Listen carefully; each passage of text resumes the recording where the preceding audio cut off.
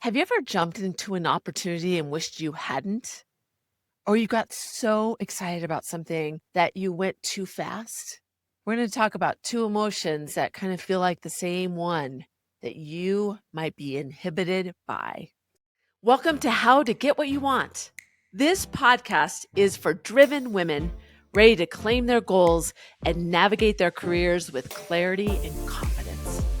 Join me as we explore real stories, tools, and strategies to help you steer your career exactly where you want to go.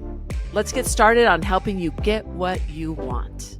Hi, friends. Welcome. I'm Susie, and I'm so happy that you made the choice to join me today because this is an important topic that has gotten in my way in the past. I've really had to make intentional shifts to make sure that it still does not become something that impedes my decision making.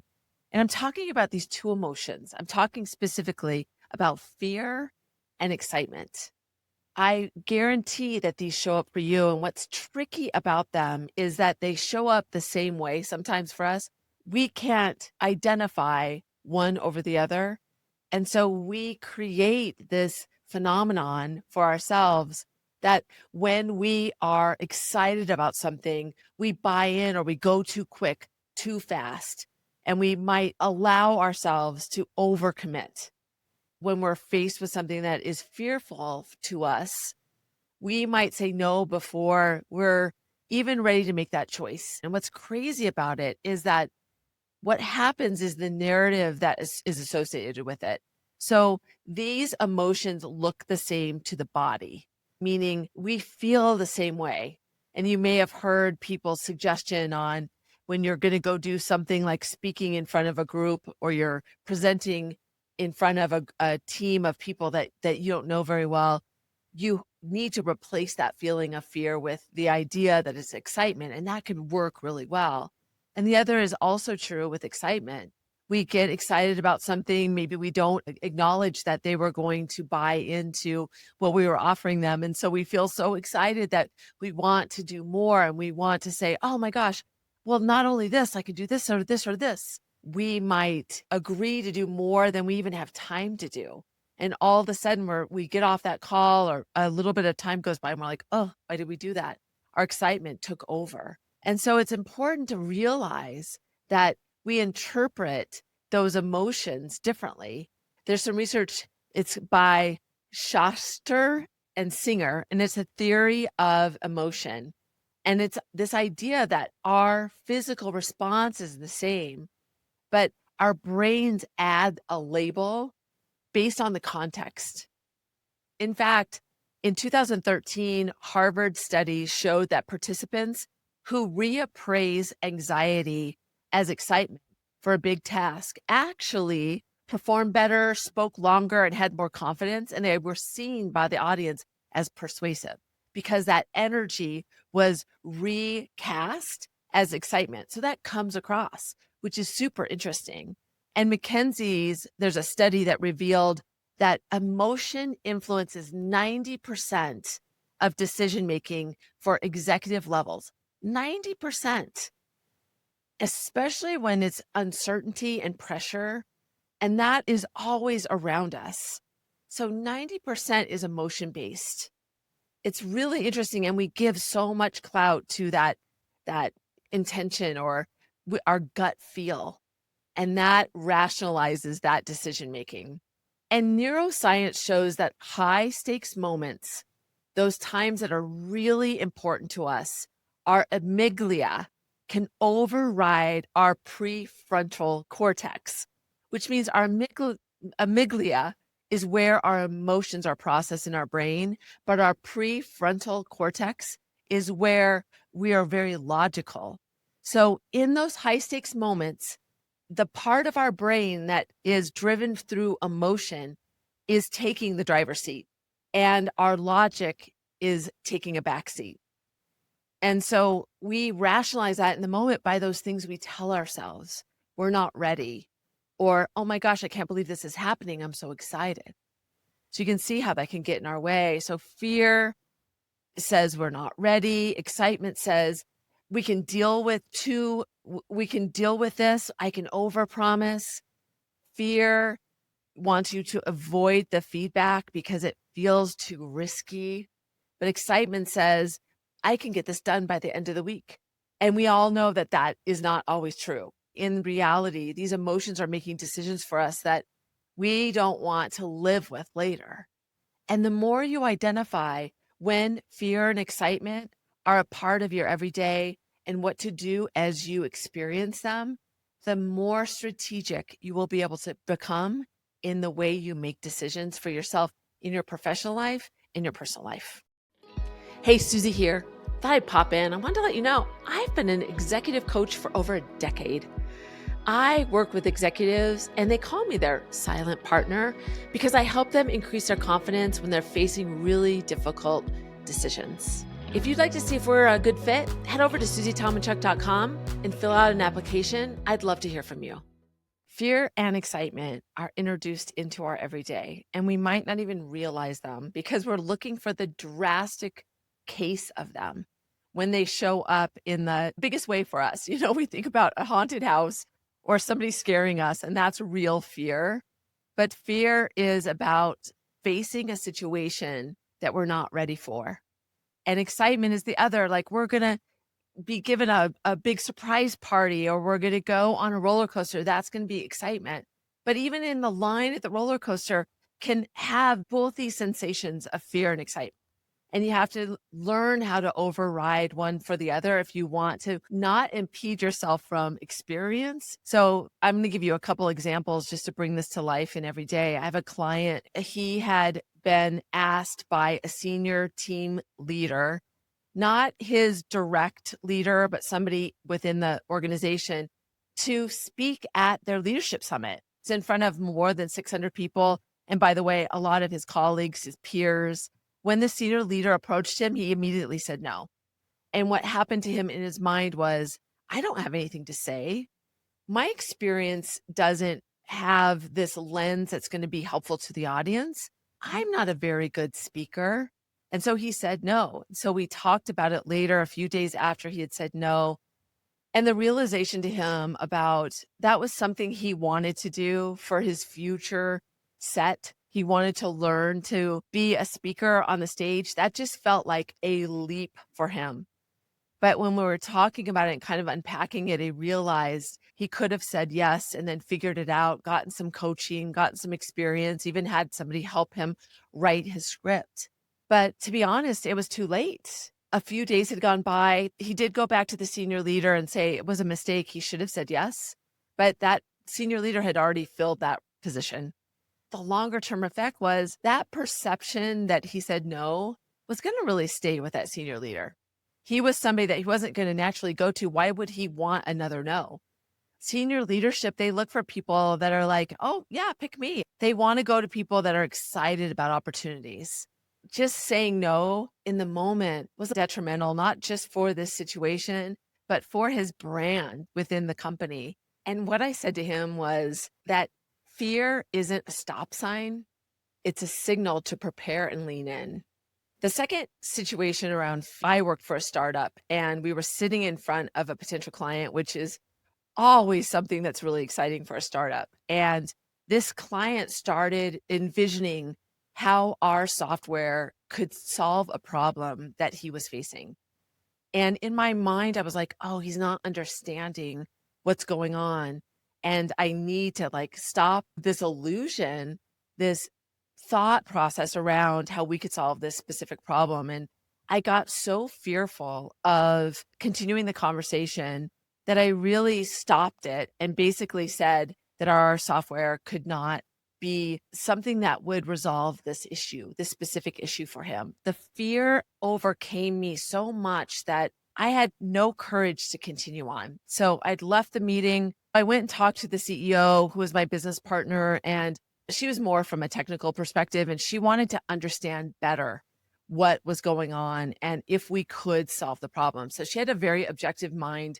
She didn't feel like the deal was on the line, and she opened up the conversation with this person and really explored opportunities. And they ended up finding a path that worked. And it was so interesting to me because that fear inhibited my ability to think.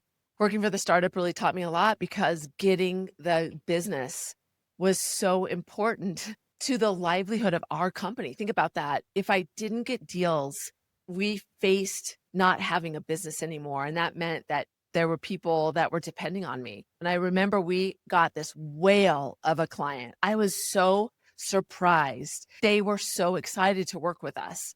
And I got so ahead of myself that in the meeting, not only did I agree to a pilot, but I talked about these add-ons that we could add to the contract.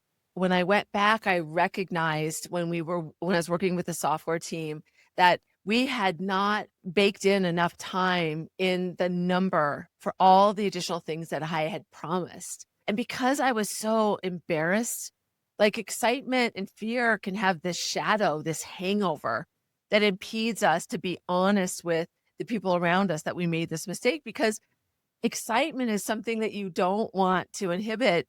People like that. They like that you do that, but when you go above and beyond, they recognize that there's kind of like an imbalance. You got to be careful when your excitement gets unbalanced, that you're not mirroring the emotion in the room. But in this situation, when we went to renegotiate that deal, I was more humble. I had a better relationship with the client. And I said, we need to build in these things. And they were more than accommodating. And they said, oh, you should have told us before then. And I allowed that hangover, if you will, to impede my ability to renegotiate the terms that would be better for the business and would help us be a better partner to that client. I had never thought about it that way because the emotion didn't allow me in the moment and later on to think clearly. So as you're thinking about your negotiator mindset and you're identifying fear and excitement for you, I want you to think about fear shouldn't be a stop sign. Fear should be something that you pause and you think about, say yes before you're ready. And excitement, don't confuse generosity with value. When you get really excited, do the same. Add space before you move forward. So here's a tip, is doing that check. Is it fear or excitement? And what are you going to do? For either one of those, you need to put some space in to either in the moment, take a breath, identify, and before you make a decision, decide what you want to do. For fear, it's getting yourself not to make a quick decision, a yes, no. Maybe it's asking a good question and saying, well, tell me more about the event. What will be a part of that? If you make that your automatic response to get curious when you face fear, that's one way to identify that self-check in the moment. For that excitement piece is to say, oh my gosh, they said yes, this is really exciting. I want to just take a breath and just keep in the same cadence as the other person. That can help you be real focused on the emotion that you're facing in that moment. I've been able to do this and I can feel it in my body. I can see that it's happening to me. And then I can almost feel it bubbling up to my mind. I'm very careful to give myself a moment. Identify that emotion for you so that you can make the choice about what you're going to do in those next moments. So for these next two tips, I'm going to give one around fear, and the third one will be around excitement. So for the fear, I want you to reframe fear as fuel. How can you see the situation where you identify you're apprehensive to move forward? You're inclined to say no. Start paying attention to and identify in your mind when somebody asks you to move forward with something, what's the narrative that automatically goes in? Is it these things that you say, oh, I don't have experience to do that. I don't have the time. I don't have the ability to do that well. Fear allows us to give us a reason why we can justify a quick no. So my great friend James always talks about, he made a default for himself in every situation to say yes before he's ready. And even if he said after an hour or two, and I'm like, oh my gosh, I can't believe I said yes to it. Even going back and saying, I said yes to this and I need some thinking through on this, or I need to get a coach, or going back and saying, can we shift it a little bit? I have this experience, I'm going to bring somebody else in. You can figure it out along the way, but say yes, and then identify, once you get into a rational mind, what you're going to do to allow yourself to move forward and be successful in that.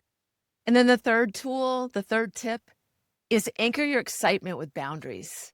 Before you just say yes, what are the things that you can do to self-assess how far you want to go?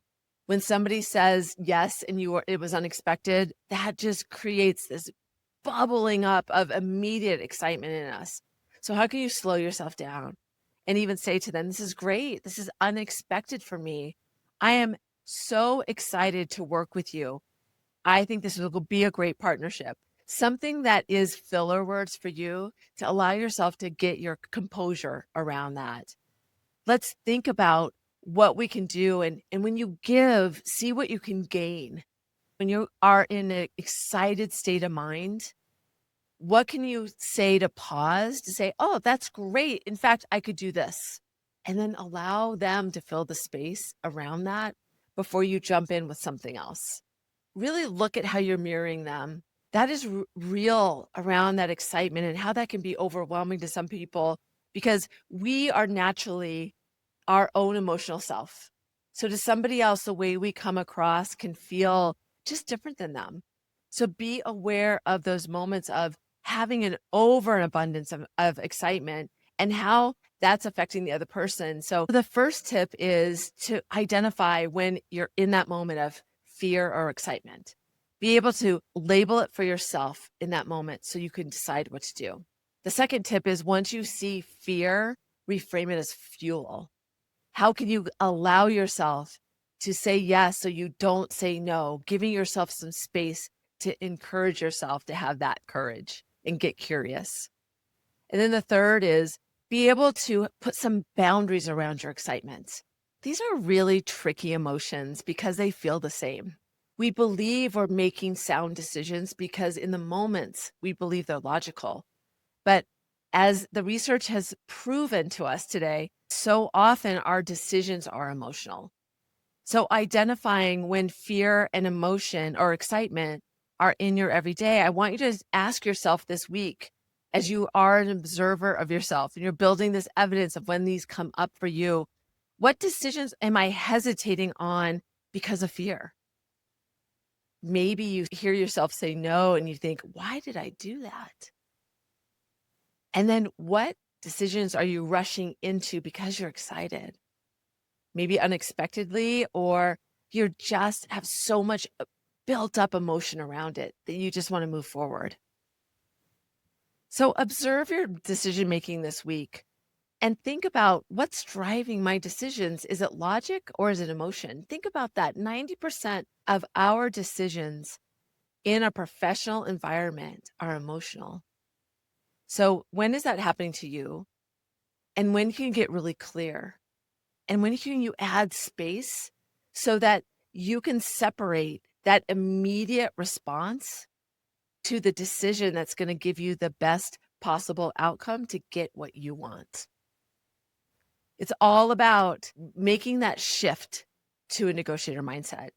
That's why I think it's so powerful, because when you naturally think like a negotiator, you take a moment to look around and go, huh, interesting. Whether it's to you, you think, why did I immediately say that?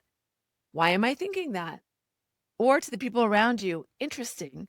They don't seem apprehensive. Is that emotion? Is that fear? What's going on with them? So be an observer of what's going on around you and within you around fear and excitement. If you want to get more on this topic and others about deepening your shift to negotiator mindset, jump into negotiatorlove.com. That's where you can sign up for my newsletter where I tell stories and share more insights about making this shift. Because remember that negotiation is more than a skill. It truly is a mindset. Until next time, I'll see you then.